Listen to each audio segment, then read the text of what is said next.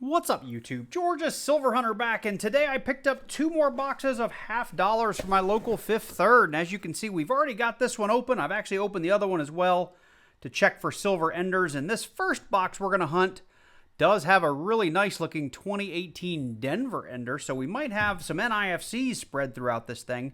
Didn't see any silvers or any other oddities, but I'm looking forward to getting into it. Our last two box hunt produced a ton of really nice silver. If you haven't checked out that video, I'll make sure to link it right here in the upper right hand corner.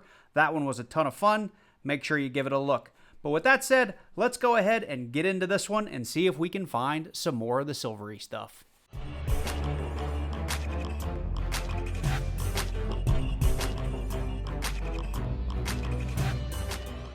Alright, well, if this is the first time catching one of my $50 videos, I have to start it out by saying everything that we're looking for today can be found in a document in the description down below this video. But to summarize it really quickly, we will be looking for silver, which is 1965 to 1970, and that would be 40% silver. Our 90% silver will be 1964 and earlier. And we will also be on the hunt for a number of different double die obverses and no FGs, along with NIFCs, which is not intended for circulation coins, and proofs. Now, not intended for circulation coins are your 1970, your 1987, and your 2000 through 2020. And I understand 2023 is actually going to be another year that was designated as a not intended for circulation coin. So with that, I'm just going to open up, maybe the first 10 rolls here live on camera, edge hunting for silver, and hopefully we'll find some. If not, I'll go back through these looking for our varieties and errors, and then from there I will bring you guys in as we find things. So this is roll number 5 here. Not seeing anything too interesting so far.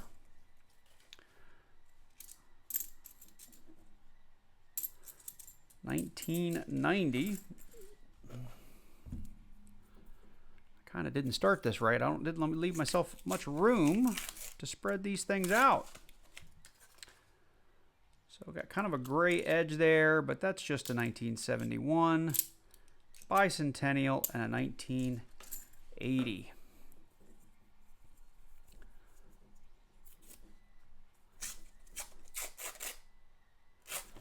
Lots of shiny edges in here. We might have some 2021s or 2022s. If they jump out and they're super shiny, that's typically what they are. All right, well, we have our first NIFC. We've got ourselves a 2020 Denver. So that was the last of the 2020s before the 2023. So that is one that we'll pull and hang on to. And we've got a 1995.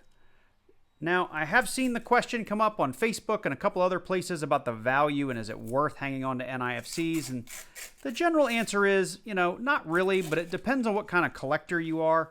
Most of the $50 NIFCs are really, really low mintage. So there are those people that are hanging on to a handful of rolls in case they get more expensive over time. This is a 2021 Philly, which we don't count.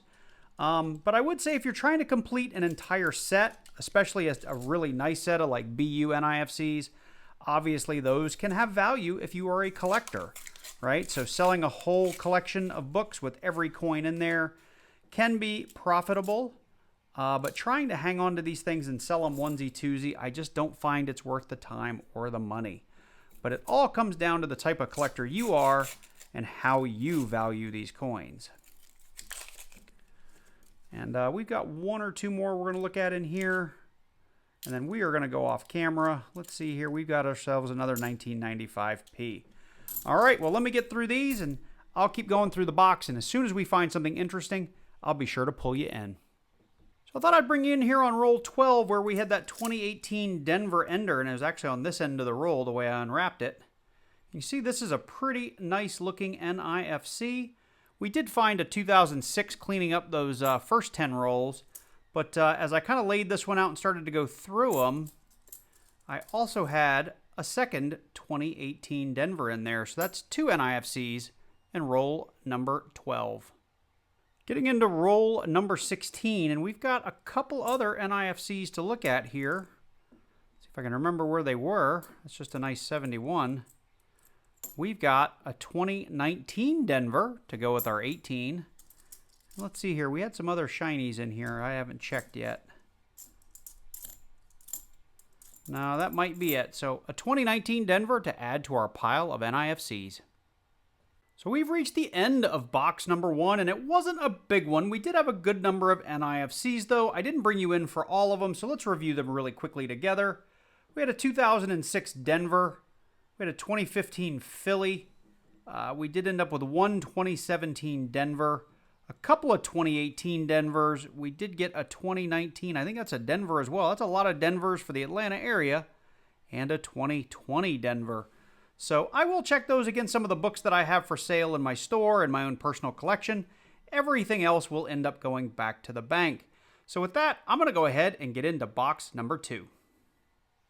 All right, well, here is box number 2. As you can see, I've already opened it up. And like the first box, I did the coin roll, just checking enders for silver.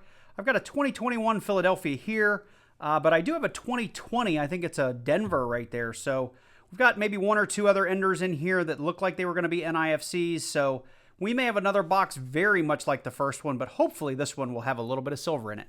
We won't know, of course, until we dig in to a couple of rolls. Let me get one of my overhead lights on there. I forgot. Let's do maybe 5 rolls together, and then like the last box, we'll go off camera and bring you in when we find something interesting. That was a 2000. It's just a 71.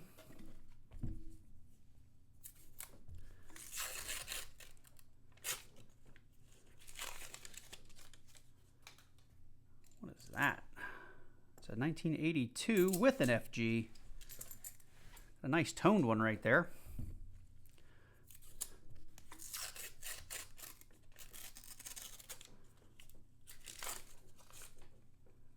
So nothing there. That guy's a little gray. Sometimes you do find some that have a little bit of a silvery tone or look to the edge. And that's why I usually stop and pull them out while we're doing this part of the video. So you always want to look at every coin. You can't always just trust the edges, but once you get good at it, you rarely miss. That said, I do occasionally miss them from time to time. So there's another 21. Just a 1990. And let's do one more, and then I will go off camera, and hopefully we'll be bringing you back in soon.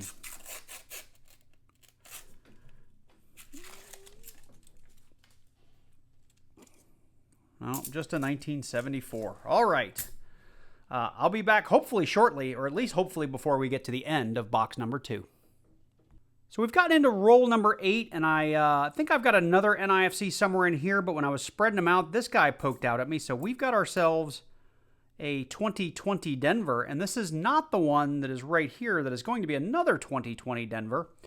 So that's one NIFC on the box. Let's just hunt these real quick together. I'll back out a little bit. It's a little hard to do through the camera. Let's see here. There it is. I knew I saw one other shiny edge in there. So we've got ourselves a 2015 Philadelphia to go with that 2020. So 2 NIFCs in that roll. I don't think we have anything else. I'll be sure to bring you in if I do find anything, though. So I thought we'd do roll number 9 together since I know we've got an NIFC there on the end. Maybe we'll have a few more here inside the roll. Let's check it out. Oh, we got something kind of dirty in there. That could be something interesting. Let's see. Looks like we got one other shiny guy in there. So we know on that end we had the 2020 Denver. We knew that before we even opened the roll. We got a dirty guy in here. That could be like a metal detecting target. That's just a 1974, if you guys can see that date. We got something else up front here. A 2001 Philly. Super nice coin. I'll check that to see if it upgrades any of my books.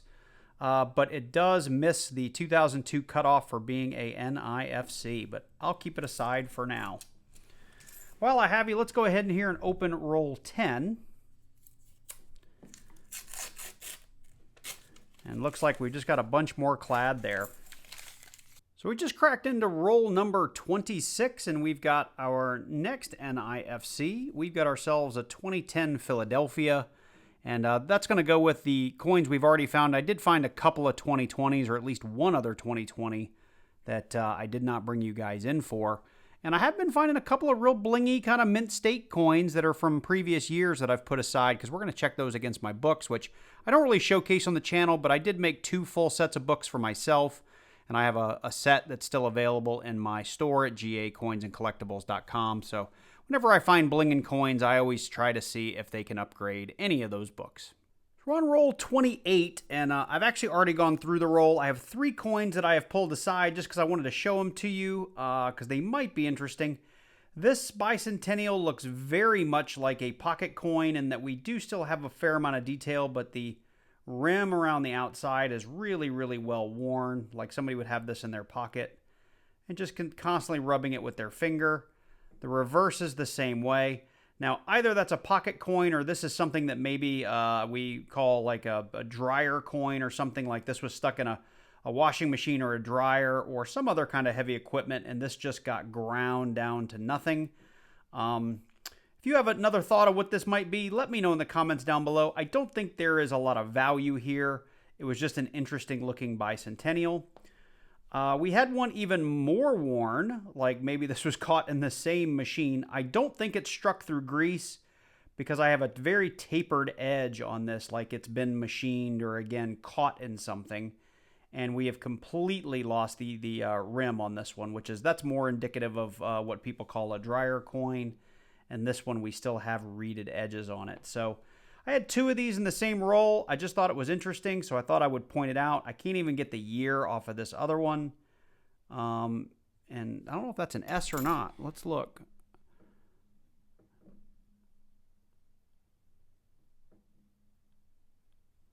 Now, that was probably a D, but it kind of looks like it had a little bit of an S there, but it's just too damaged to say. But still kind of an interesting coin. The last one, and I've been looking at online videos and trying to read up on it for a little while.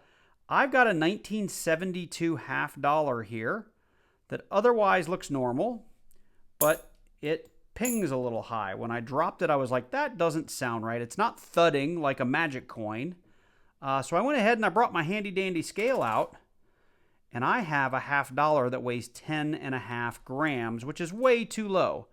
If I take any other random 1972 that I have here, I'm at 11.3. And your typical half dollar with a little wear will be 11.1, 11.2, maybe 11.3.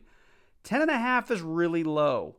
A magic coin easily could weigh like 10.1, 10.2, 10.3 because those have been hollowed out. It's 2 separate halves that come together. This coin shows no sign of that, and they do thud. I've actually got a magic coin over here just to show you the difference. If you listen, you hear that? That's a magic coin. You can tell it's hollow, and it weighs 10.2 grams. You can even just hear it the way it lands on the scale. This, it's metallic. It's metal. It even sounds metal. It's off because the weight is off. And I saw a video that's like 3 years old from Silver Seeker, and in he also had a 1972 he found coin roll hunting. He said he communicated with Rob Finds Treasure that he thinks this is possibly a planchet that's been struck out of like basically what you would have struck a planchet for out of a quarter. So he thinks this is quarter stock, and that's why it's so, I guess, thin, or not thin, but so lightweight, I guess is the right way to say it. It's so underweight because it was meant to strike quarters with this planchet. So that's all I know right now. If you know more about this than I do, let me know in the comments down below. This is something I'll go ahead and flip up and hang on to because it is interesting. It is underweight. Something is not right about this coin, and I don't believe it's a magic coin. So we're going to go ahead and put this up here so we don't lose it, and we're going to keep on hunting. We're getting through roll number 34, if I did my math right there. We've got our next NIFC. We've got ourselves a 2008 Philly. So we're getting into roll 43, and we're about halfway through the roll, and we found something we haven't found in a good long while. We have kind of the mother of all NIFCs, the 1987 Denver, or the Philly. This one happens to be the Denver. This was only made in souvenir sets and mint sets for the Philly and the Denver, so not issued for circulation. It was also available in proof sets with the San Francisco mint mark. And the mintage is fairly low for this guy. I'll put him down here on the bottom of the screen. But The 87 is one of the tougher ones to find outside of the 1970, which we also really want to find because it is made of 40% silver, and I've only found one of those in nearly 4 years of coin roll hunting. Now, the 87 is much more common than that, but still, this is one of the tougher NIFCs to find, and we're going to hang on to it. So same roll, just a handful of $half later, we've got another NIFC, this time a 2003 Philly, also in fantastic shape. So that wraps us up for box number 2, and while we have a lot of coins up here, we don't have anything of tremendously great value except perhaps this 1972, which we'll talk about again here in just a second. But we do have a couple of cool finds that we're going to talk about. Again, I think I mentioned this earlier, NIFC value is kind of up to the collector. I don't place a lot of extra value on these, but if you need a few of these to fill out your collection, I'm sure you could, you'd be willing to part with $1 or $2 or $3 per coin just to fill out your collection. I have the two kind of really worn machined coins. I'm not going to talk much more about those. I'm going to toss these back, but I left them up here as finds. Again, this 1972 that weighs 10.5 grams. Not sure what this is, but if it is a $half punched out of like a quarter, a quarter sheet, that could make this kind of valuable. So would love to hear from you guys that maybe know more about this than I do. The little bit of research I have says that's probably what it is. I love finding me some 1987 NIFCs. They're tough to come by, and this one's actually in really, really good shape. So that'll go in my little tube full of coin roll hunted found 1987s. We did end up with a 2003 Philadelphia that's in really nice shape, a 2008, a 10, a 15. We had 4 1920s. And then I did pull a 2001, 2000, and 1999 and check them against my existing books, but they didn't upgrade anything, but they are beautiful coins, would easily get us into mint state territory. I did keep aside the NIFCs from the first box. I'm not going to go through those again because we talked about them in the first box video, or the first half of this video, I guess I should say. So all in all, our number of finds was pretty high. It's just the value is not great. The two that I'm looking forward to the most of hanging on to here is that 72 and that 1987. So with that, again, no silver, but that's okay. This hunt was still a lot of fun because at least we had some coins we could pull and talk about and hopefully learn a little bit. I wish I knew more about this 72 to talk to you about, but I've shared what I know. With that, if you did enjoy this one, drop on down below, click that like button, and leave me a comment if you would. If you're new to the channel and you like coin roll hunts, make sure you click on that subscribe button and then click on that little bell and select all so you get notified each and every time I release a new video. Special shout out to all my channel members. Thank you guys for supporting the channel each and every month. Really appreciate it. I did pick up a bunch of kind of random coins from the bank this weekend. So I've got some customer wrap stuff. I've got some bank wrap stuff. And we're just going to do one big multi-denominational hunt here over the next day or two. So keep an eye out for that as well. So with that, I hope you guys are doing well. Take care, and I look forward to seeing you in the next one.